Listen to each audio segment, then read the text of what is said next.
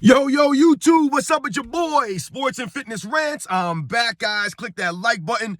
Subscribe to my channel. What's up, guys? Welcome back. I'm back, guys. Thanks for tuning in. Got a great video for you guys today, as usual, man.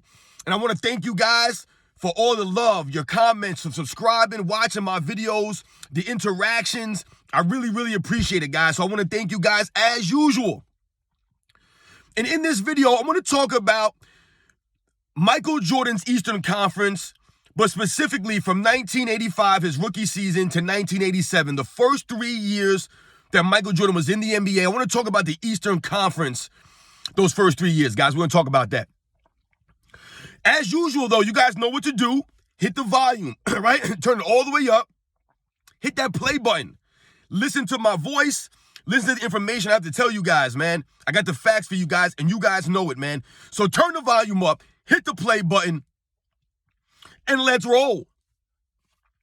So, guys, yes, in this video, we want to focus on Michael Jordan's first 3 seasons in the league and the Eastern Conference that he came in playing in, right? That Eastern Conference, right? Because a lot has been made over the years about Michael Jordan not winning those first 3 seasons that he was in the league, right? We've all heard the nonsensical comments from the Jordan detractors. You know, people saying that he couldn't win without Scottie Pippen and he was 1-9. You know, all of this stuff. We're going to talk about the Eastern Conference, those first 3 seasons, man, as it pertains to Michael Jordan and the Chicago Bulls, guys. We're going to dig into this.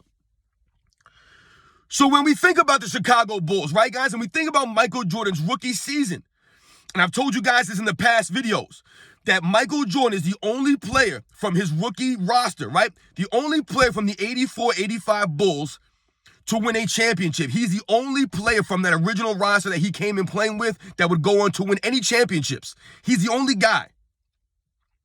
Now, why do I bring that up? I bring that up to let you guys know, to illustrate and to show that there was a lot of flux on Michael Jordan's roster when he came in the NBA, right? As a rookie, there was a lot of changes to those rosters, and where's the evidence? Like I just pointed out, Michael Jordan is the only player that came in 84-85 on that roster that remained long enough to win any of the championships. He's the only player, guys. No one else on that team lasted to win any of the championships, any of them. So that shows you that the Bulls were in a quote-unquote rebuild, right? There was a lot of flux, right? A lot of movement on their roster. So when we think about the 1985 season, guys, right? Michael Jordan's rookie year, coming in, taking over the league, you know, just dominating the NBA from a star standpoint, right? Just from the optics of it, right? Michael Jordan was the biggest and brightest star in the league. He wasn't the greatest star, right? He didn't play on the best team, but he was the brightest star in the NBA when he first came in. And we think about the Chicago Bulls, and like I said, the guys that were on that team in his 84-85 roster. And, you know, oftentimes we hear people talk about, you know, how Michael Jordan was making the playoffs those first couple of years in the league, only winning like 37 games or 30 games. Oh, man, Michael Jordan when making the playoffs below 500. That's how crappy, you know. And they try to relate that to how crappy the Eastern Conference was, or how bad in general the NBA was at that time, because Michael Jordan and the Bulls were making the playoffs as the 7th seed, as the 8th seed, with like 37 wins one year, 30 wins another year, you know, 35 wins, you know, things like that. But this is why we have to focus on Michael Jordan's Eastern Conference. Why were the Bulls only winning 30, 35, 37 games? We have to understand that the Eastern Conference, specifically the Eastern Conference, when Michael Jordan first came in the NBA, was very top-heavy. All the powerhouse teams were in the Eastern Conference. The only powerhouse that you can say was a consistent powerhouse team in the West was the Lakers, right? They were in the finals or the Western Conference Finals every single season for the 80s, basically. But when you think about, when you think about the Eastern Conference, though, guys, think about the powerhouse teams that were in the East when Michael Jordan came in 1985. You had the Boston Celtics, obviously. You had the Philadelphia 76ers that a lot of people don't talk about, that had won the championship in 83, a couple years prior, right? And then we had teams like the Milwaukee Bucks. Then you had teams like the Detroit Pistons that would come along, right, in the mid to late 80s, right? The Detroit Pistons would come up and knock off the Celtics and become the powerhouse in the East. So when we think about those 4 teams that I mentioned, guys, when we think about the Eastern Conference and we think about how many teams were in the league at that time, when Michael Jordan came in, I believe there were 23 teams in the NBA. You had to play the teams in your conference a lot more. So Michael Jordan had to play the Celtics, I believe 4 or 6 times or something like that. He had to play the Sixers like 6 times. He had to play the Pistons like 6 times. He had to play these teams a lot. So when we think about playing a team like the Celtics 4 times or the Detroit Pistons 6 times because they were in their same division, the Sixers 4 times, all these teams, the Milwaukee Bucks, they had to play 6 times because they were in the same division. There were a lot of really good teams in the Eastern Conference. Like I said, it was very top heavy. When you think about the Celtics, the Sixers, the Milwaukee Bucks, and the Pistons, these teams were winning 50, 60 games every season. In 1985, guys, when the Chicago Bulls went to the playoffs, right? Michael Jordan's first season, right, as a rookie, taking the Bulls to the playoffs. They played the Milwaukee Bucks in the first round, 1985, guys, right? And a lot of people, they actually try to knock Michael Jordan and the Chicago Bulls for losing to the Milwaukee Bucks 3-1. But a lot of people don't realize that the Milwaukee Bucks were probably the best team to not win a title in the 80s.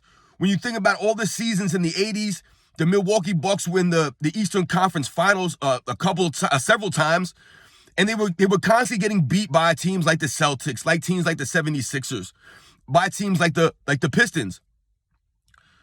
But the Milwaukee Bucks in 1985, guys, were, I believe, the #1 defensive team in the league that year. And why is that? Because they had really solid and great defensive players like Sidney Moncrief and Paul Pressey and Jack Sikma. These guys were really good defensive players. They were solid on the defensive end of the Milwaukee Bucks. They were a really good team. They were the #2 seed in 1985, guys. They won 59 games.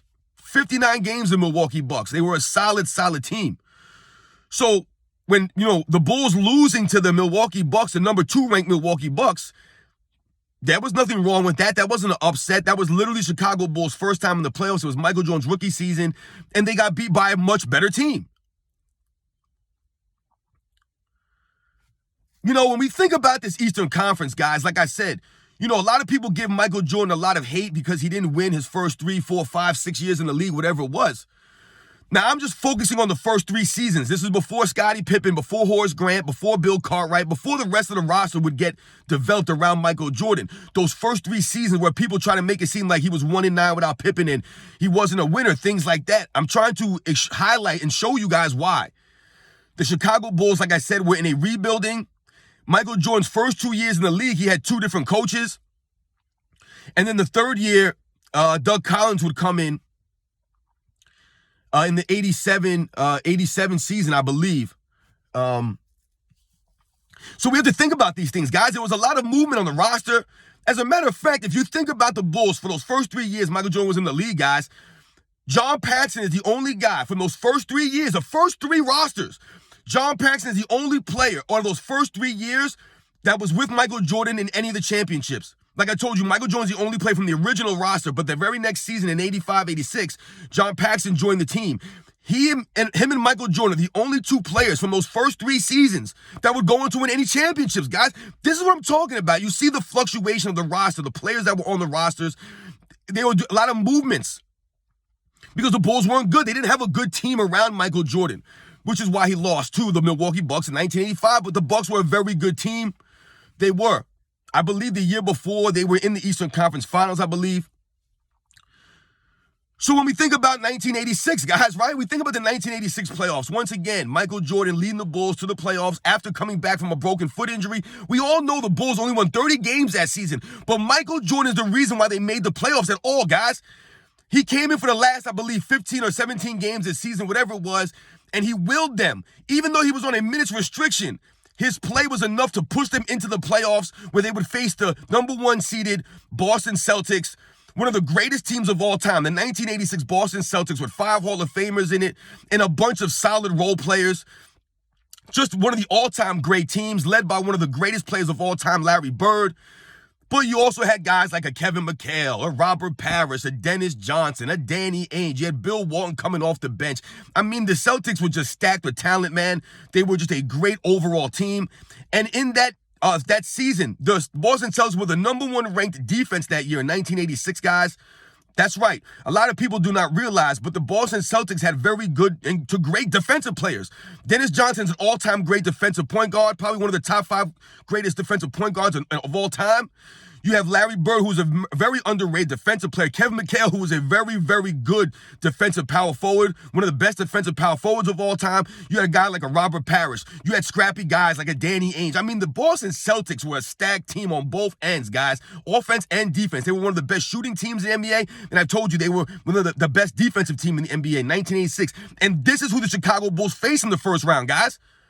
The legendary Boston Celtics, with the second year Michael Jordan coming back fresh off a foot injury. And we all know about Michael Jordan scoring 63 points in Game 2 in that series.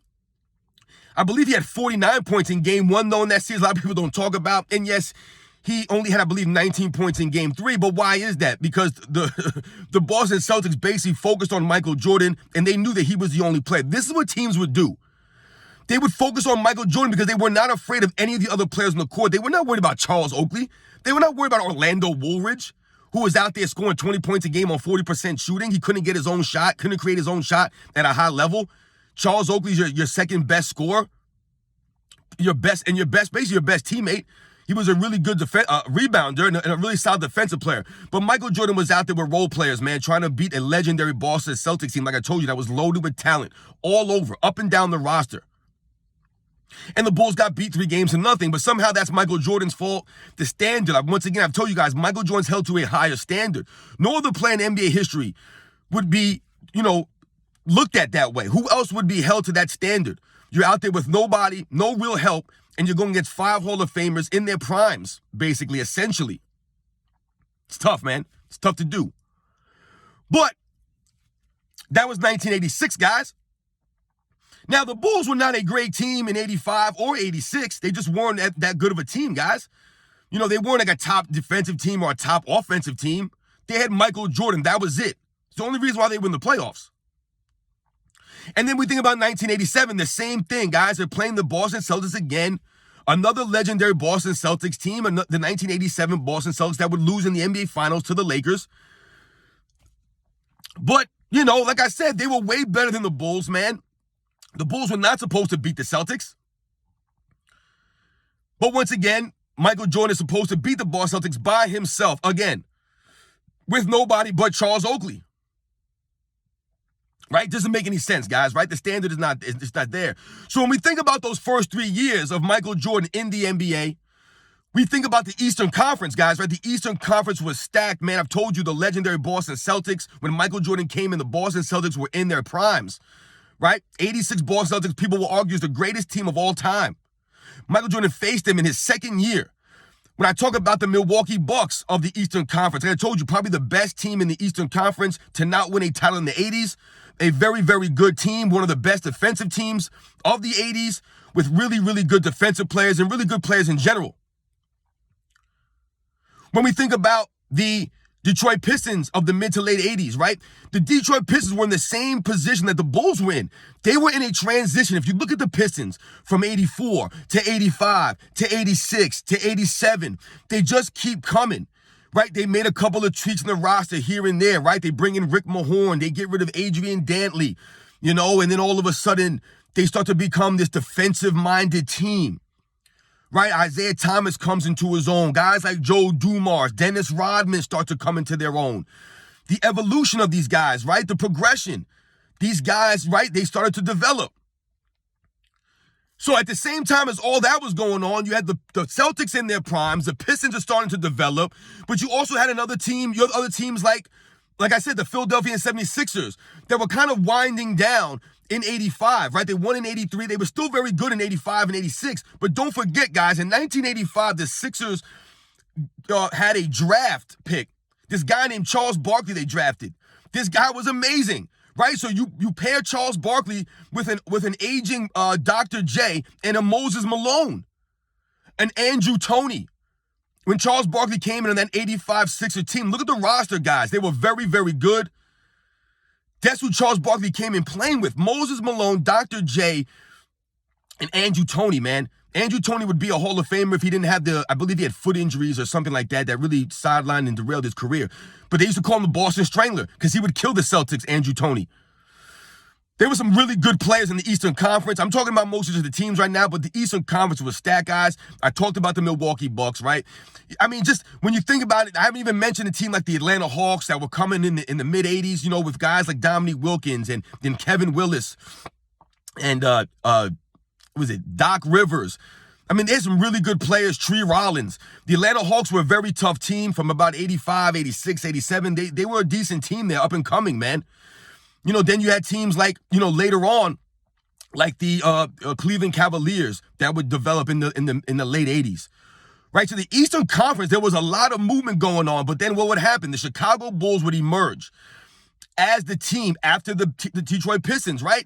It was like the Sixers and the Celtics were fighting in the early 80s in the Eastern Conference, right? They were the juggernauts, the Sixers and the Celtics battling every season, right? The Milwaukee Bucks tried to get involved in there in the mid-'80s. And then by the mid to late 80s, you had the Celtics fighting against the Pistons and the Pistons dethroning them after the Celtics knocked out the Sixers.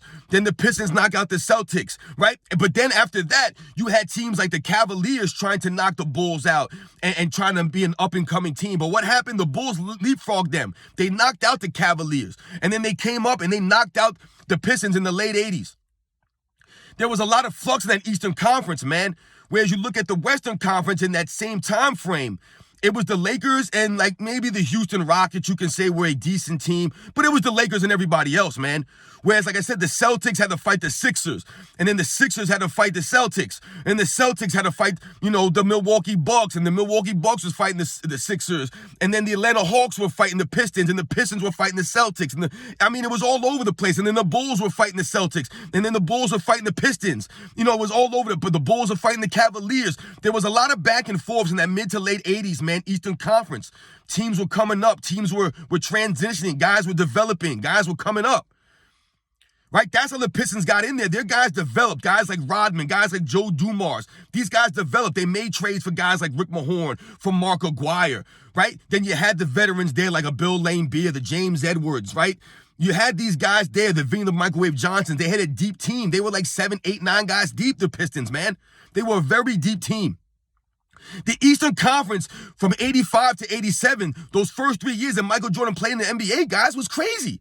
For people to try to make it seem as if, Michael Jordan was 1-9 without Pippen, this nonsense. Like Michael Jordan was out there with a stacked team. I mean, think of the teams, guys. Think about these teams that I talked about. These teams are stacked.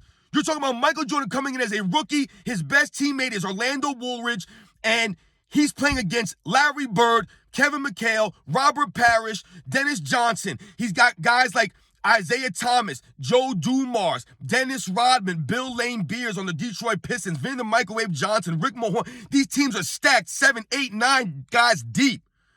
Multiple Hall of Famers on these teams. The 76ers with Dr. J, Moses Malone, Andrew Toney, Bobby Jones. Then they get Charles Barkley in 85. I mean, think about that, guys. Imagine Michael Jordan getting drafted to the Philadelphia 76ers, guys, playing with Dr. J. Now, granted, these guys were older, but they were still really great.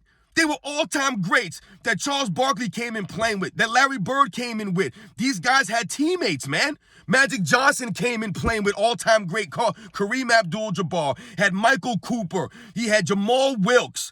Norm Nixon. It's ridiculous, guys, when you think about the players in the Eastern Conference, when you think about some of the players that these guys played with their teammates, none of these guys compared to the teammates that Michael Jordan was playing with, Dave Corzine and guys like that. It's just crazy how people expect Michael Jordan to dominate the Eastern Conference or be this all-great winner his first 3 years in the league when he's going against stacked teams. Even the Milwaukee Bucks, who people do not even talk about, had multiple Hall of Famers on there. Talk about Jack Sikma, Sidney Moncrief. And a Paul Pressey was a very good player, man. They had guys like a Craig Hodges. They had Terry Cummings. The Bucks were really good, man. Really good. The problem was that so were the Celtics, the Sixers, the Pistons. These teams were really good too. And then eventually the Bulls, right, would